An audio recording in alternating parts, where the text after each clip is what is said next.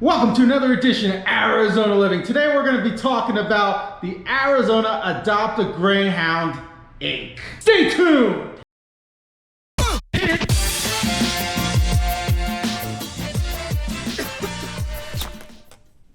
So guys, you're always asking me to come up with new material, okay? Living in Arizona, it's going to be 8 years. I got something for you today, something I've never ever talked about. It's an organization called the Arizona Adopt a Greyhound. And here are my two friends that just went through the process. Hi.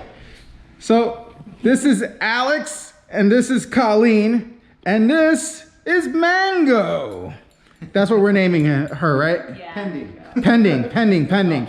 So tell me a little bit about Mango right here. Mango is 3 years old. She ran a total of 4 races, which is not a lot.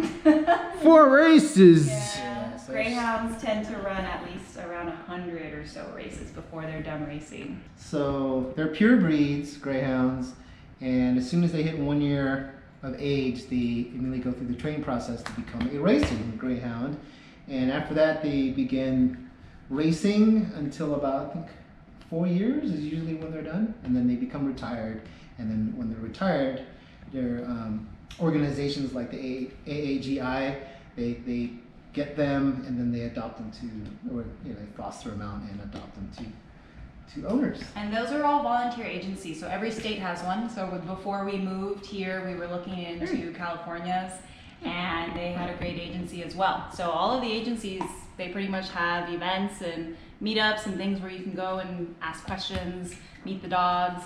And so that's what we were doing in California. And then once we moved here, we filled out our application, and now we have Mango. So guys, I've been here for, I don't know, 20, 30 minutes. Mango is mellow. I mean, really mellow. Like, I walked in, I didn't even know they had a dog. I'm telling you, it was super quiet. Not like my 2 little yappy dogs. This dog doesn't make any noise whatsoever. So there's a couple little tidbits I want to share with you guys. Well, I'll have them share with you that I found fascinating. Some of this thing again about the Egyptians, how some of the pictures are actually of a greyhound. Yeah, so what I've learned, and don't quote me on this, is that a lot of the pictures or hieroglyphics, I guess, is pictures of greyhounds, and they're not just the cats that everyone thinks of. So some of the statues that you see are statues of greyhounds as well. I'll post pictures. Yeah, we'll post pictures. Anubis is a famous one. Mm-hmm. Anubis was supposed to be a greyhound. Now I gotta show you guys some here. I don't think she'll mind if I touch her ear. I'm not gonna hurt you. But I just learned that greyhounds can have tattoos in their ears. And what do the tattoos represent? The numbers? One of them is a 5-digit number, and that is their litter. This one, the left ear. Okay. And then the other ear is left going is to litter. be a 2-digit number followed by a letter. So this is a 9 and a 5 and a C. So the 9 represents her month that she was born. September. So September. 5 is the last digit of the year, so we're gonna know that is 15. 2015. 2015. C is the 3rd dog that was tattooed. It wasn't the fact that she was born 3rd in the litter, it was just they tattooed her 3rd. Yeah. So Gotcha. A, B, and she was C. So 95C. And the other one is the 5-digit number, which is the litter. I got more questions for you guys. So I was under the impression with a greyhound, you gotta like have a humongous backyard so they could run like crazy. What's the real deal with that? Greyhounds are actually nicknamed the 40-mile-an-hour couch potato. They are sprinters, so they actually sleep almost 10 hours a day on average, I would say. We've seen some time-lapse videos on YouTube that are pretty good, where there's a dog on a couch and the clock, and you'll just see the hours ticking by, and the dog is literally just sleeping on the couch. So they are actually very mellow and great for apartments. Yes. I'm gonna text you a few pictures of this morning. She went to go run a few errands today. She was out for like more than almost 4 hours.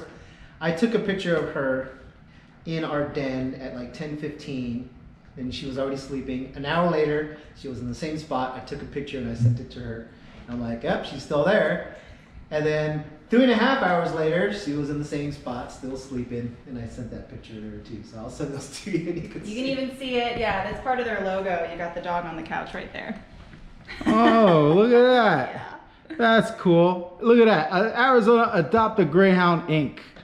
Please turn off all cell phones. So this was actually an orientation that we attended in Tempe. So before you become an adopter, you have to go to the orientation. It's about an hour and a half, I want to say. They'll do the slideshow. You learn all about how they were raised, what their life is like when they're on the track.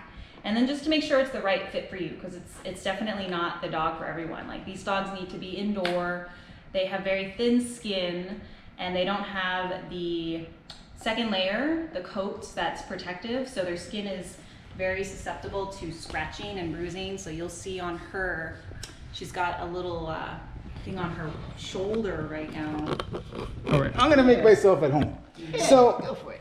is it true that Greyhounds are the second fastest species, like behind, what was it you were saying? The cheetah. The cheetah, and then the Greyhound's the second fastest. Yep. That's pretty correct. They crazy. can hit 30 miles an hour in 3 strides. You can do 30 miles an hour. Yep. and I had a car that strides. couldn't even do 30 miles an hour once. And the tail like acts cheetahs. like a rudder, right? Tail acts like a rudder, right? So when you see cheetahs and they're chasing after something and then they do a sharp turn and the tail whips over to balance, that's what Greyhounds do with their tail. So she's got the super long, Pretty tail. super That's a long really tail. long tail. Yeah, so it counteracts when they're Wow. yeah, when they're running and turning. Now tell me about this collar again. What's it called and how's it work?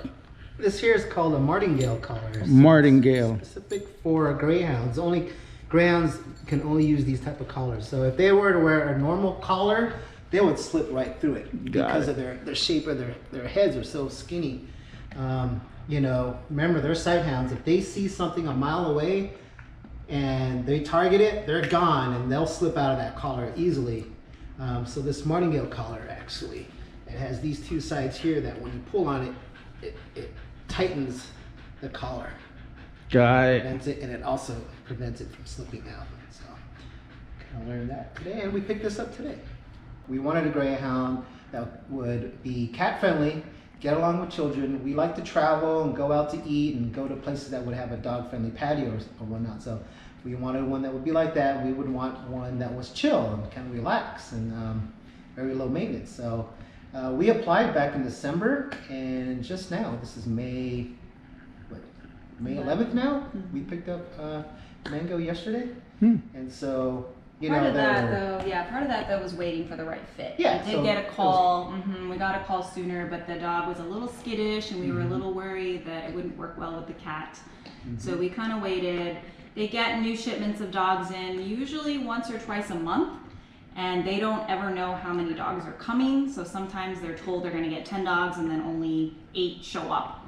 So it's kind of a waiting game. You got to be patient with it. Yeah. right, and they might get, say, 9 dogs from that group, and all 9 might not fit our needs. So Right. luckily, Mango fit all our needs, and she's doing great so far. And Mango's racing name was #excited. Yes. And she's so mellow. Oh yeah. Yeah. She's mellow. She's Yeah, a they- mellow Mango. They have these weird race names. The dogs don't know their race names, so when you adopt them, you're really able to name them whatever you want. They Yeah. don't want them knowing the race name because people can yell it in the stands when they're cheering, and they don't want the dogs to be distracted. So they have no idea. They have really no name per se when they're growing up and racing. The names is basically for when you're gambling and you're like, I want to place my money on #excited. So there's actually a website. There's a Greyhound database where it shows a list of all the Greyhound racers in the nation. It shows their tree line, it shows how many races they've had, it shows their siblings and whatnot when they were born. And so we looked up #excited, and we noticed that she raced only 4 times. Even though her siblings, they raced, one of her siblings raced over 100 times, there was another one that raced like 50. She only did 4 times, which we speculate could have been a reason why she got put up for adoption. Is it because if they show no interest for racing or they don't qualify to on the track, they don't make money. So they said, you know what, we're gonna give her up. So That's why she's so mellow, because I think after 4 races, she said, nope, racing's not for me. And what was he was saying to me earlier, that the racers get marshmallows or Twinkies? Goodness. Yeah, so just to reward all the Greyhounds, this is an industry-wide thing. I don't get it. They all get large marshmallows just for participation. If they win the race, they get a Twinkie. So some owners, we're told, are still kind of keeping that tradition. On their birthdays or their anniversaries, they give their dog a Twinkie. But she's not have a Twinkie. She was not a winner, so that's okay. She's a winner in our books. She's a winner here. Yeah. Oh, we should talk about how they can't sit. Oh, They You can't don't sit. sit too. what do you mean? Wait. What do you mean they can't sit? So their body mechanics, they actually cannot sit. What? No, so you can actually train Greyhounds to sit, but they hover. They'll basically hover their butt right above the floor. But their legs and the way that their legs are, I don't know if it's this, they're so big or what it is, but yeah, they can't sit. Yeah. So I got questions for you guys. So when I walked in here, I saw the blue tape. What's up with this blue tape over here? It's to prevent her from running into the sliding door. Because remember, Greyhounds they've been all their lives in a kennel. You know, they're only bred for racing. So they've never seen the outside world. They've never seen a window. They've never seen a sliding door. They've never seen stairs, cars, tile, anything outside of Greyhound racing world. So, you know, this prevents her from running into the sliding door. Got it. Kind of like a bird flying into a window. Exactly, yeah. So tell me, what's the story with them making it illegal for Greyhounds to race? They did, yeah. They actually, Florida just passed it. It's one of the few states that still has legal racing. But they passed a bill that it will be illegal I by, think by 2020 or 21. I want to say 2021 maybe. Yeah. Yeah, so there's still a number of states. I'm not sure which ones, but There's a you handful. know, Oregon used to. Arizona used to. Arizona used to race. I'm not gonna take it away. Relax. I'm not gonna take it away. Yeah, so Florida's still. She has a one of them. treat. I forget what the other states are. Maybe if I find them out, I'll let you know. Let's go take you to your room. Yeah, let's go check out Mango's room. Yeah. So a lot of times they live in kennels or crates. Mango, you're very spoiled. Look at This this. is basically going to be her crate. So our den we converted into her. Let me just hold on. Yeah. Let me just reiterate what Alex just said. This room, this entire room, is Mango's quote-unquote crate. And yoga. This is her yoga. And show us the dog door. Oh Oh yeah. yeah, we got Look her. at this. Yeah. Tracks right here. And Mango, you got first world problems. Yep. You're very spoiled, Mango. And look, the Rumba over there. Well, she's not the only spoiled one. We got Binks, our cat. Binks has the her own cat. little room too. So we have a 3-bedroom house. One for the cat, one for the dog, and for now. for now. Now, Binks, isn't that from a movie? With the witches? That's the one. Hocus Pocus. Yeah. The black cat. Cartoon wife loves that movie. So, at the previous foster home, they named her Zenny because she's so mellow and Zen-like. So, And you do yoga, so there you go. I yeah, I'm know. starting to get that New York accent from you over here. And look how mellow. Mango, aka Zenny, aka #excited. You got a million nicknames already. I'm surprised she hasn't gone to sleep yet. You want to see how excited she gets with dog toys? Yes, I would like to see how excited she gets with dog toys. That's it. That's it. It's not very #excited. So these guys went out last night and must have spent a fortune. I see dog stuff all over the place. Just the basics, right? We've got some treats or dog Hard. food. It's our first dog. It's our so- first dog ever, so yeah, we're excited. Well, I did the same thing when I got a cat. When I rescued the cat from the garage. We really wanted this particular breed, so they're a great agency. Now, Arizona. tell me again the story as to why you wanted a Greyhound from years ago. Oh yeah, so when I was about 11, I was in Florida with my parents on vacation, my family, and we went to Daytona Beach, and we saw Naked people. I think maybe. I don't think it was a Greyhound race. It could have been a car race, but they still had a tent out and there were dogs there and there was information there about adopting them. So when I was a little kid, I kind of got that in my mind, like, ooh, I want to do that someday. Put it on my bucket list when I was 18 years old. And then I kind of forgot about it. And when we got married and I said, I really want a dog, I looked back into Greyhounds to see what they're like. And it really seemed like a good fit. They seem quiet, they're clean, they don't drool, they don't really bark. I'm like, this is perfect for me. Like, that sounds like a dream come true. So I thought it'd be perfect, and that's why I chose that breed. If someone's in Arizona and they want to get a Greyhound, what are the steps you recommend they take? Apparently, there's a whole process. So actually, in any state, all you got to do is go on Google, and we just typed in Arizona Greyhound Adoption, and 2 agencies popped up. So the one we went through services basically anywhere in the state minus Tucson. For some reason, Tucson has their own agency. Tucson special. Right. So that's how we found it. But when we were living in California, same thing. Like, we just Googled, California had a local agency, and we were able to get some information from them as well. Yeah, there's an application that you can apply, and then once they get your application, someone will contact you and they'll set up the interview process. Kind of ask you, why you want a Greyhound, and do you understand about the breed? Do you understand that it's mostly an indoor dog and they're more companion animals? They're not going to be guard dogs or anything along those lines. So there's a process. They make sure that you match with your personality, like we were talking about.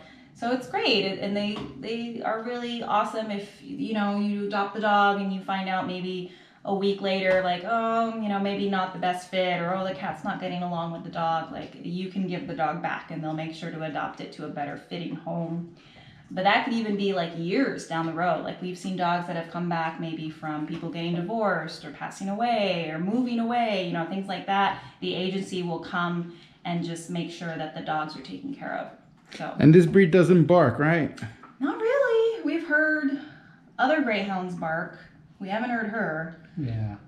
Generally, they're pretty good dogs. They don't bark. Not really. As often, unless it's something very unfamiliar to them. Yeah. So show me that flyer again. You showed me earlier about the event you went to with the manicures. I found they were telling me that they took Mango here to like a pet spa at somebody's house, and they had like manicures and stuff. I'm like, what? What are you talking about? So while Alex gets that information, I want to share a quick story. When I was a kid, I wanted to get a dog from Pound, and they asked me if I had a dog house. Now, I was very proud. I built this dog house myself. So I said, yeah, I got a dog house. And then they said, sorry, we can't give you a dog, because they thought I was gonna, have the dog outside all the time. And that was not the case. My dogs were pampered. So I was heartbroken. So anyways, let's see the information over here. Yeah, so once a month, AAGI, Arizona Adopted Greyhound Inc., they'll have a monthly nail clinic where you can bring your Greyhound, and you can go get their nails trimmed. They can go take a bath. There's products. There's vendors there where they'll sell products for them, like leashes and collars and cleaners and whatnot.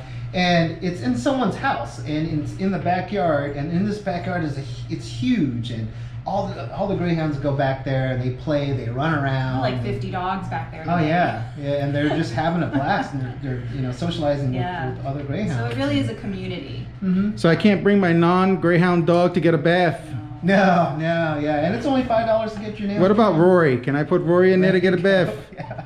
All right, good. Oh, yeah. Hey, you're drinking.